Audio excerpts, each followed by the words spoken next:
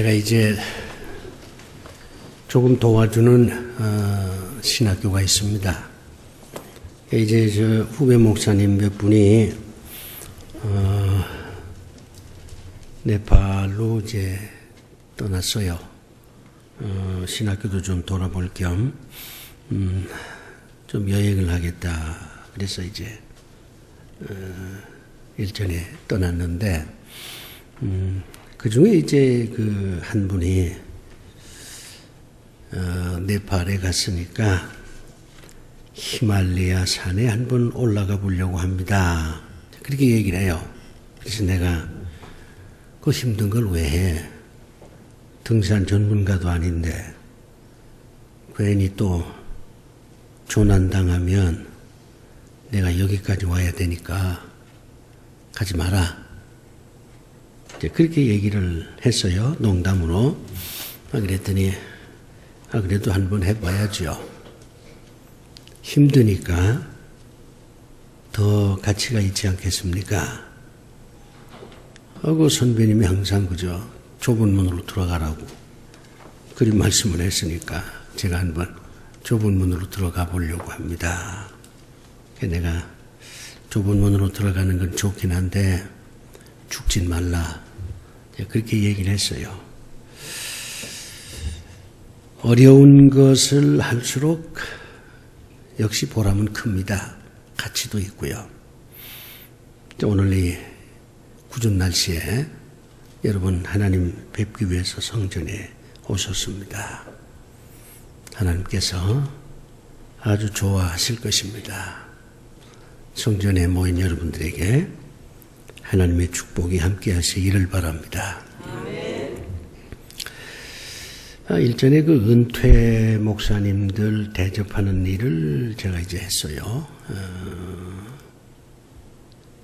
은퇴한 목사님들 대접을 하면서 제가 이렇게 여쭤봤습니다. 이제 은퇴도 하고 그동안 교회를 섬기느라고 고생들도 많이 하셨는데 마지막으로 하시고 싶은 게 무엇입니까? 마지막으로 하고 싶은 게 무엇입니까? 이렇게 제가 여쭤봤어요. 그랬더니 목사님들이 뭐 여러 얘기를 해요. 내가 그동안 못다 한 게 있는데 이걸 지금 내가 하고 있다. 내가 이제 새로운 일을 계획하고 있다. 뭐 이런 얘기들 하시는데 어떤 목사님이 저한테 고 목사 그 마지막이란 말이 참 의미심장하구나. 그런 말씀을 해요. 맞는 얘기입니다. 제가 일부러 마지막이라고 하는 이 용어를 썼습니다. 사람들은 이 마지막이라고 하는 말을 별로 좋아 안 합니다. 뭔가 좀 섭섭하고 비장하고 안타까운 그런 느낌이 마지막이라고 하는 이 말 속에는 포함되어 있거든요. 이 마지막이라는 말의 의미는 여러 가지가 있어요. 반드시라는 말이 있습니다. 마지막으로 하고 싶은 게 뭐냐? 이 말은 반드시 하고 싶은 일이 뭐냐? 그런 뜻이거든요. 이 마지막이란 말은 최종적으로 그런 뜻입니다. 지금까지 여러 가지 일들을 많이 하셨는데 최종적으로 하시고 싶은 얘기, 하고 싶은 일이 무엇입니까? 그런 뜻이에요. 최종적이다. 더 이상은 없다는 거죠. 아마 그래서 이 마지막이라는 단어가 우리를 슬프게 만들고 비장하게 만들고 애절하게 만드는 것이 아닐까 그런 생각도 해봅니다. 또 이 마지막이란 말은 중요하다 하는 그런 뜻이 있어요. 우리가 이제 일들이 많잖아요. 별로 중요하지 않는 일도 있고 정말 중요한 일도 있습니다. 이걸 꼭 해야만 되는 그런 일이 있어요. 뭐 하지 않아도 문제없는 그런 일도 있죠. 그런데 마지막으로 무슨 일을 하고 싶습니까? 하는 이 질문은 정말 중요한 일 무엇입니까?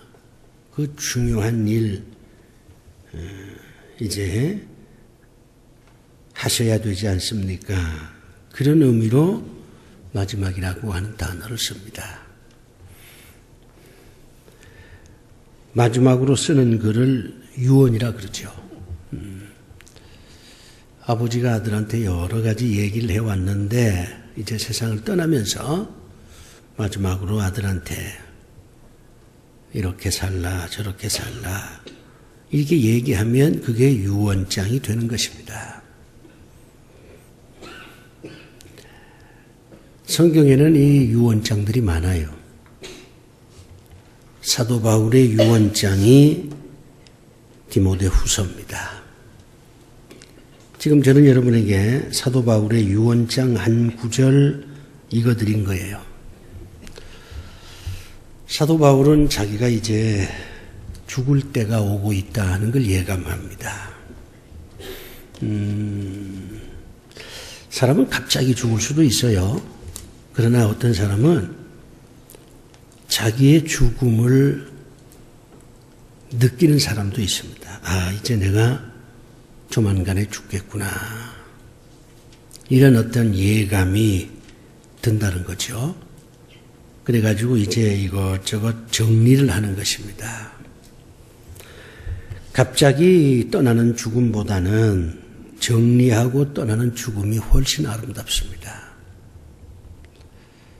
서랍도 정리하고 옷장도 정리하고 이것저것 다 정리하고 어느 날 길을 떠나야 그게 아름다운 죽음이지. 갑자기 그냥 떠나버리면 서랍도 지저분하고 옷장도 어수선하고 그동안 정들었던 사람들한테 인사 한마디 못하고 떠나니 그게 아름다운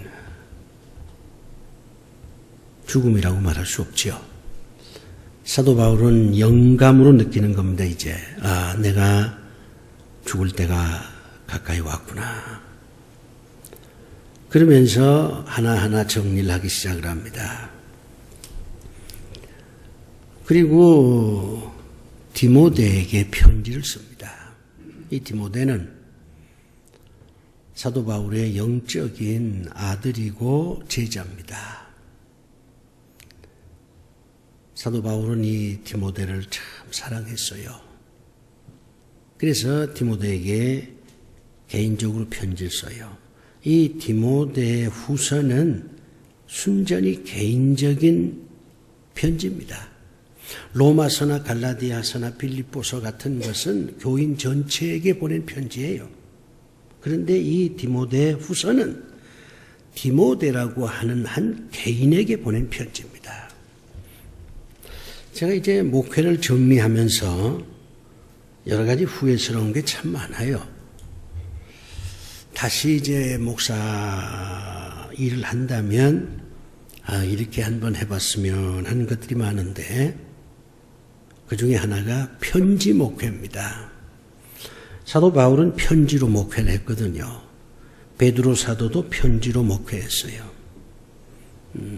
제가 이제 미국에 가보니까 미국 목사님들도 편지 목회를 많이 하더라고. 월요일은 특별한 일 없으면 집에서 교인들한테 편지를 쓰더라고. 교인들 가운데 병으로 고생하는 사람, 뭐 이렇게 저렇게 좀 돌봐야 되겠다 생각하는 그런 교인들이 있을 거 아니에요. 이제 편지로 하는 거예요, 편지로.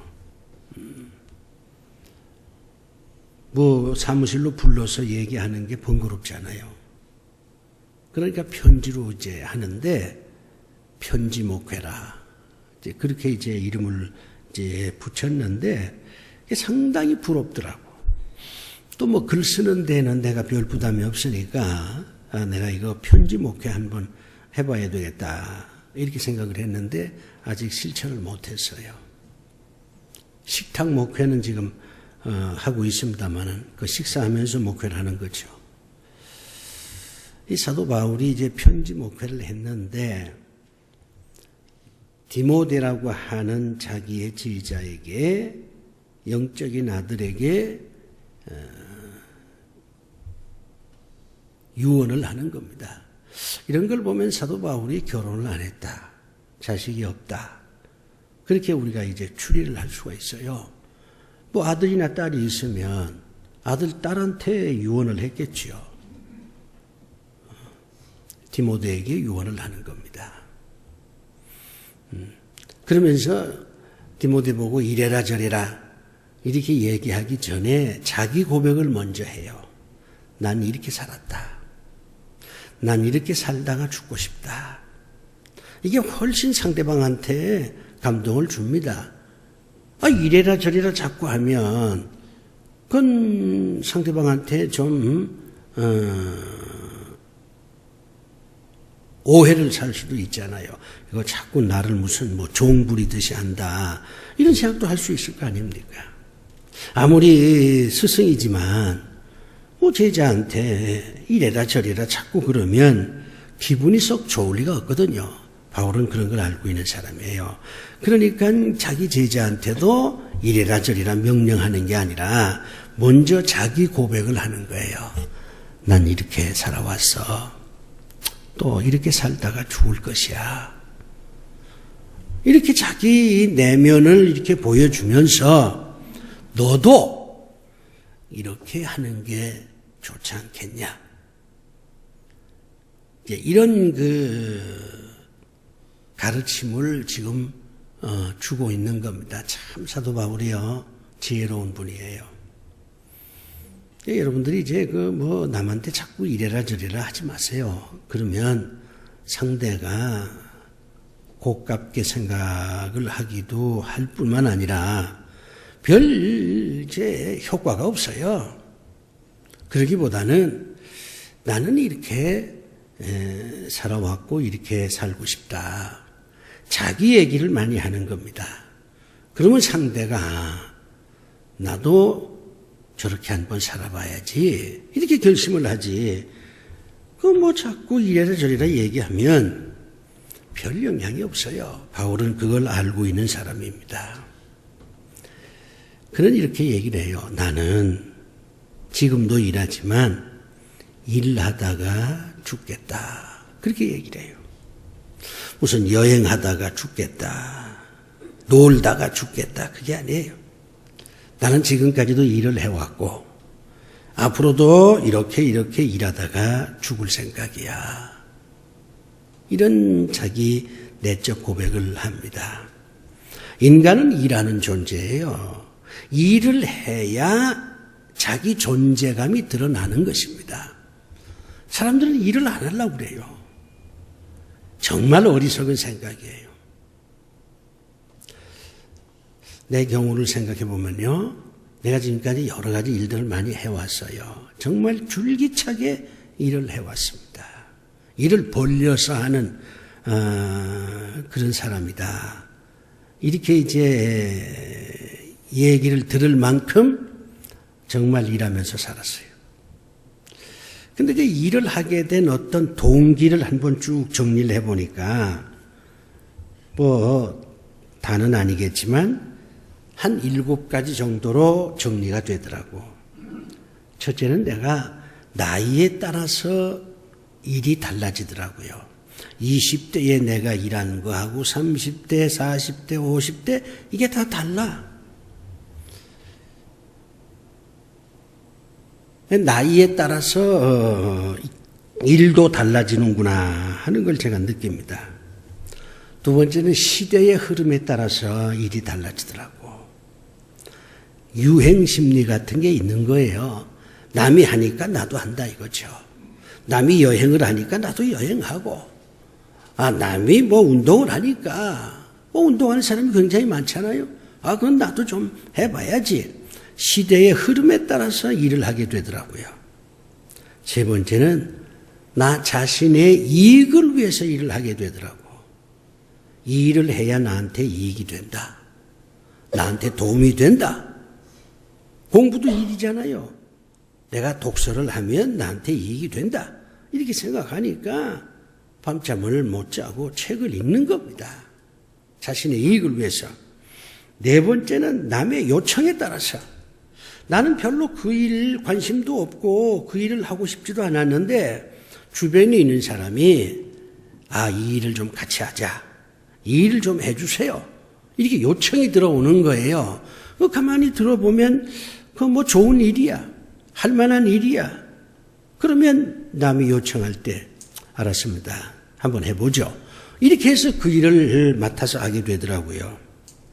다섯 번째는 능력에 따라서 일을 하게 되더라고. 내가 20대에는 별 능력이 없었잖아요. 아는 것도 별로 없고 경험도 없고 돈은 물론 없고. 그런데 이제 70쯤 되니까 그래도 70년 인생 살면서 배운 지식도 이제 많이 생겼고 경험도 많이 하게 되고 경제적으로도 안정이 되고 이제 능력이 좀 생겼어. 그러니까 그 능력에 맞게끔 일을 하게 되더라고 말이에요. 여섯 번째는 상황에 따라서 전혀 예기치 않았는데 그 상황에 내가 나설 수밖에 없는 경우가 있었어요. 그 상황에 어쩔 수 없이 내가 나설 수밖에 없더라고. 예를 들면 말이요. 혼자 지나가는데 어떤 사람이 사람 살려 하고 소리를 지르는데 보니까 어떤 웅덩이에 사람 하나가 빠졌는데 방법이 없어요. 거긴 나밖에 없으니까. 좋든 싫든 사람 살려 하는 소리는 나밖에 못 들었으니까 내가 그 사람을 살려내려고 애를 쓸 수밖에. 그 다음에 마지막 일곱 번째가 인생 설계에 따라서. 저는 인생 설계를 가지고 살았습니다. 10년은 뭘 하고 10년은 뭘 하고 10년은 뭘 하고 은퇴 전에는 이거 하고 은퇴 후에는 이렇게 하고 인생 계획이 있어요. 그 계획에 따라서 지금까지 살아왔어요. 내 경우를 보면 일을 하게 된 어떤 동기가 이렇게 7가지가 되더라고요. 여러분들도 지금 아마 일을 하고 있을 거예요. 사람은 일하는 존재잖아요. 부엌에서 일을 하든지 교회에서 일을 하든지 직장에서 일을 하든지 여러분들이 다 일을 하고 있습니다. 그런데 마지막으로 여러분들이 해야 할 일이 뭐냐? 이 점을 우리가 한번 깊이 생각을 해보자는 겁니다. 내가 지금까지 많은 일을 했고 앞으로도 이런저런 일을 할 수 있지만은 그러나 마지막으로 다시 말해서 반드시 그리고 이것만은 또 여러 가지 일 가운데 이게 가장 중요하다. 이렇게 생각이 돼서 해야 할 일을 여러분들이 이제 찾으셔야 돼요. 어떤 분은 난 아직도 돈을 더 벌어야 됩니다. 돈 버는 일을 더 해야 됩니다. 이렇게 생각할 수도 있을 거예요. 어떤 분은 전 건강이 좋지 못하니까 우선 이 건강에 도움이 되는 일을 해야 되겠습니다. 이런 사람도 있을 것이고 어떤 사람은 전 아직 대학생입니다. 열심히 공부하는 일을 해야 됩니다. 그렇게 얘기할 수도 있을 거예요. 중요한 것은 일을 하자는 겁니다. 그리고 일을 하는데 왜 내가 그 일을 해야 되는지 그 이유를 분명히 알고 하자는 거예요. 사랑을 한다. 사랑도 일이에요. 근데 심심해서 사랑하면 안 되지. 내가 정말 사랑해야 되겠다. 이런 이유 때문에 이 사랑을 하지 않고서는 내 인생이 허망할 수밖에 없다. 무슨 이유가 분명해서 사랑을 해야 그 사랑도 아름다운 사랑이 될 수 있지 않겠습니까? 공부도 마찬가지.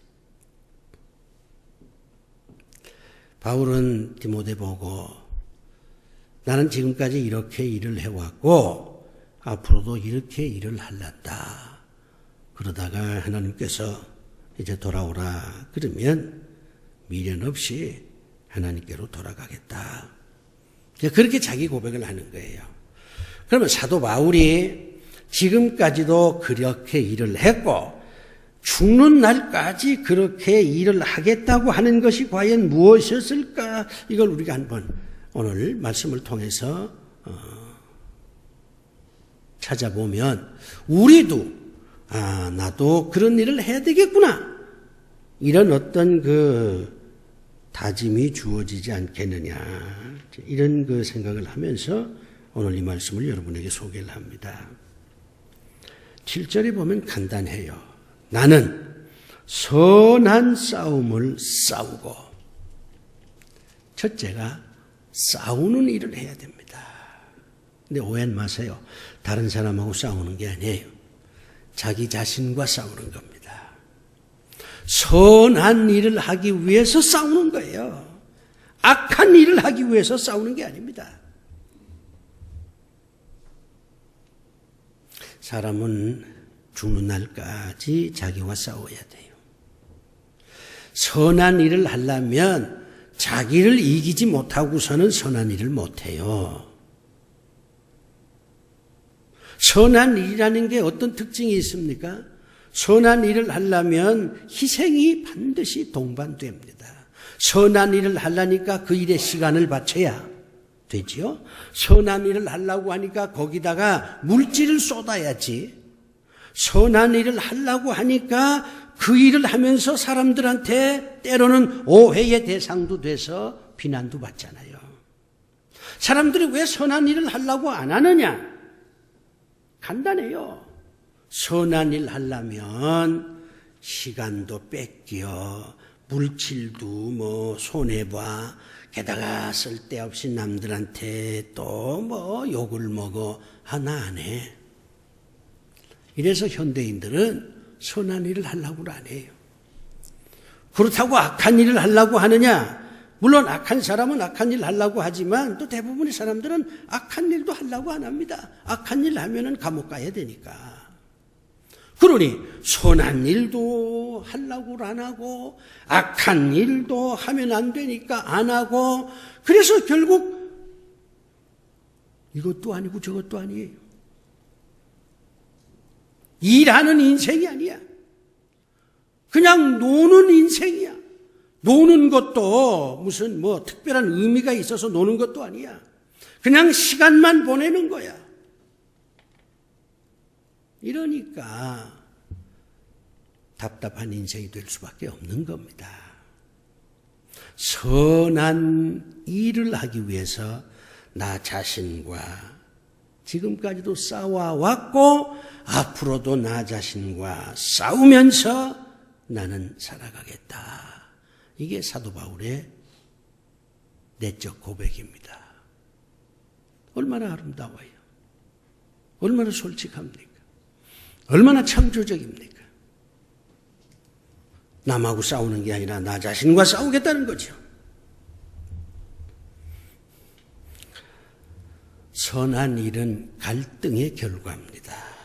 갈등을 겪지 않는 사람은 어떤 행동도 못해요. 그냥 어떤 그 동물적인 행동이나 그저 물 흘러가듯 그렇게 흘러가는 행동만 하지, 갈등이 없는 사람은 선한 일을 절대 못합니다.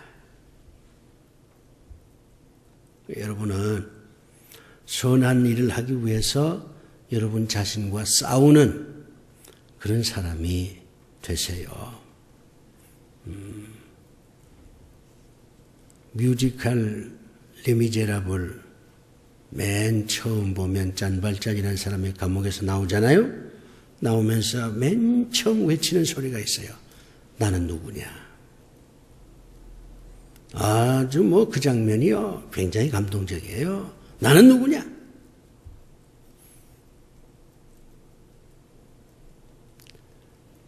자기 자신을 알려면 갈등을 겪어야 합니다.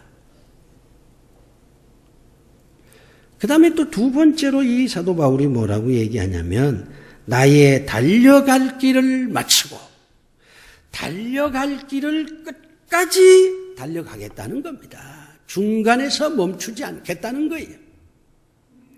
달리다 하는 이 동사는 목표지향적인 동사입니다. 여러분이 초등학교 시절에 시골 운동장에서 달리기 운동 해봤잖아요. 달리기라고 하는 것은 왔다 갔다 하는 게 아니에요. 저기 목표가 있어. 그 목표를 향해서 뛰어가는 겁니다. 100m건 200m건 300m건 달린다는 것은 목표를 향해서 자신을 던지는 행동입니다. 바울은 나는 지금까지 목표를 정해놓고 살았어. 그리고 죽는 날까지 그 목표를 향해서 뛰어갈 것이야. 그렇게 고백하는 거예요. 사도 바울의 목표가 뭡니까? 선교지요. 여러분의 목표는 뭡니까? 굳이 선교 아니라도 상관없어요. 좋은 남편 되겠다. 그것도 목표지요. 좋은 아내 되겠다. 좋은 아들 되고 좋은 딸 되고 좋은 그리스도인이 되고 좋은 권사 되고 그거 다 여러분이 정한 목표예요. 직장생활 하는 사람들은 그저 좋은 회사 사원이 되고 의사인 사람은 좋은 의사 되고 목표야 여러분 각자가 정할 일입니다. 사도 바울처럼 무슨 죽는 날까지 선교하면서 살다가 죽으라 그렇게 말씀하지는 않습니다. 그런데 분명한 것은 목표를 정해놓고 그 목표를 향해서 자신의 모든 것을 던질 수 있는 그런 사람은 돼야 돼요. 그래야 인생을 사는 것이지. 왔다 갔다 왔다 갔다 그렇게 살지 마시고 사도 바울처럼 목표를 정해서 달려갈 길을 끝까지 달려가는 그런 분들이 되세요. 그래야 여러분이 풍성한 삶을 살 수가 있어요. 그래야 후회하지 않아. 눈을 편안히 감을 수 있어요. 그래야 이별도 아름다운 거예요. 그 다음에 마지막 또 하나 있어요. 이게 참 중요합니다. 믿음을 지켰으니. 사도 바울은 우리가 너무 위대하다 이렇게만 보니까 바울의 삶을 통해서 감동을 못 받아요. 사도 바울이 위대하다? 난 인정 안 합니다. 사도 바울이 뭐가 위대합니까? 우리와 똑같아요. 사도 바울이 죄 지었죠? 우리도 죄 지었잖아요. 사도 바울이 복음 전했죠? 우리도 복음 전하지 않습니까? 카페 전도, 무슨 이것저것.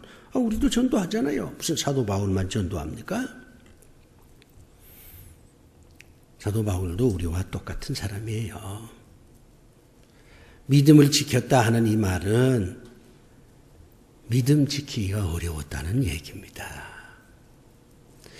사도 바울이 믿음 지키기가 쉽지가 않았어요. 왜냐하면 본래 이게 유대교 신자잖아요. 유대교 신자였다가 기독교로 개종을 했으니까 유대교인들은 사도 바울을 아주 원수처럼 생각했어요. 배신자다 이거지.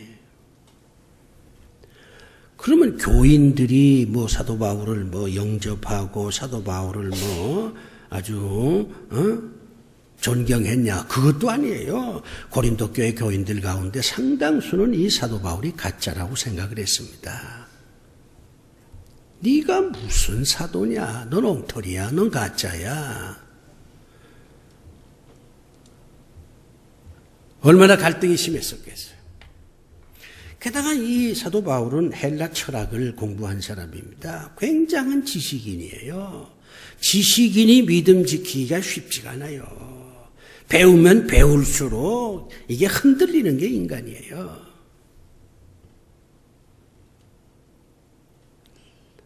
사도 바울도 믿음 지키려고 무진 애를 썼어요. 그런데 끝까지 믿음을 지켰다 이거죠. 지금까지 내가 굉장히 핍박도 받고 유혹도 받고 남한테 멸시도 당하고 오해도 당하고 그래서 이 믿음 이거 집어치우고 어디 저 산속에서 혼자 편안히 살았으면 좋겠다 이런 생각도 내가 수십 번 했다는 겁니다. 이 더러운 인생 이거 다 끊어버리고 나 혼자 좀 편안히 살겠다 그런 생각도 끝없이 했다는 거예요. 그런데 그런 것을 다 이기고 지금 이렇게 믿음 있는 사람으로 존재하고 있고 앞으로도 죽는 날까지 나는 믿음을 지키면서 믿음의 사람으로 일생을 마치겠다. 그렇게 고백을 하는 겁니다. 믿음 지키는 거 쉽지 않습니다. 바울도 이렇게 믿음 지키느라고 힘이 들었는데 우리 같은 사람들도 말할 것도 없죠. 여러분들도 여러분 믿음 지키셔야 돼요. 세상 돌아가는 거 보면 야 이거 예수 믿는 게 이거 정말 이거 할 만한 일인가 그런 회의가 들 때가 있을 거예요. 하나님이 정말 계신가 안 계신가 아닌가 그런 갈등을 겪을 때도 있을 겁니다. 주변에 불신자들이 잘 먹고 잘 사는 거 보면 이거 내가 하나님 믿어서 복을 받을 수 있겠나 이건 아니잖아 이런 생각이 들 때도 있을 거예요. 또 예수 믿는 사람들이 저지르는 여러 가지 일들을 보면서 이거 예수 믿는 사람들이 저 모양 저 꼴인데 이거 참 예수 믿는다는 자체가 부끄럽구나 에이 그만두자 그럴 수도 있을 거예요. 그러나 끝까지 믿음을 지키셔야 합니다. 사도 바울처럼. 그런데요, 바울이 이렇게 선한 싸움을 싸우고 달려갈 길을 다 달리고 믿음을 지킬 수 있었던 가장 큰 원인이 뭐겠느냐? 그 8절에 그렇게 말합니다. 의의 면류관이란 말이 나와 있어요. 내가 이렇게 살면 하나님께서 나에게 면류관을 씌워주실 것이다. 상을 주실 것이다. 그걸 확신했기 때문에 바울은 그런 인생을 살 수가 있었던 겁니다. 신문대로 거두는 거잖아요. 여러분들도 선한 싸움을 싸우고 달려갈 길을 다 달리고 믿음을 지키면 하나님께서 여러분에게 큰 상을 주실 것입니다. 상은 여러분만 받는 게 아니에요. 여러분 자손들도 받는 거예요. 여러분 자손들도 받는 것이야.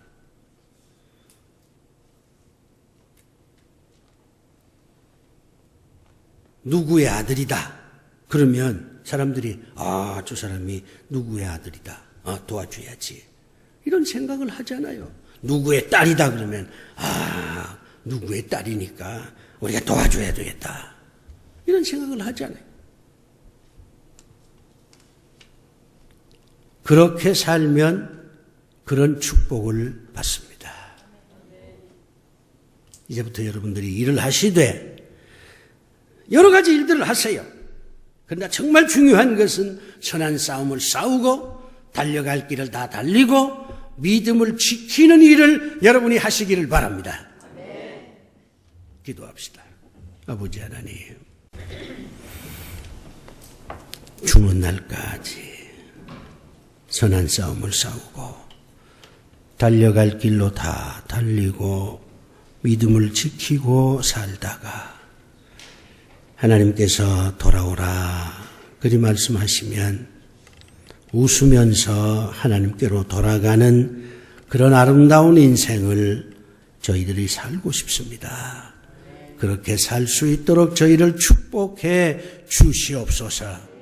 예수님의 이름으로 기도드리옵나이다. 아멘. 옆에 분들하고 인사 좀 하시고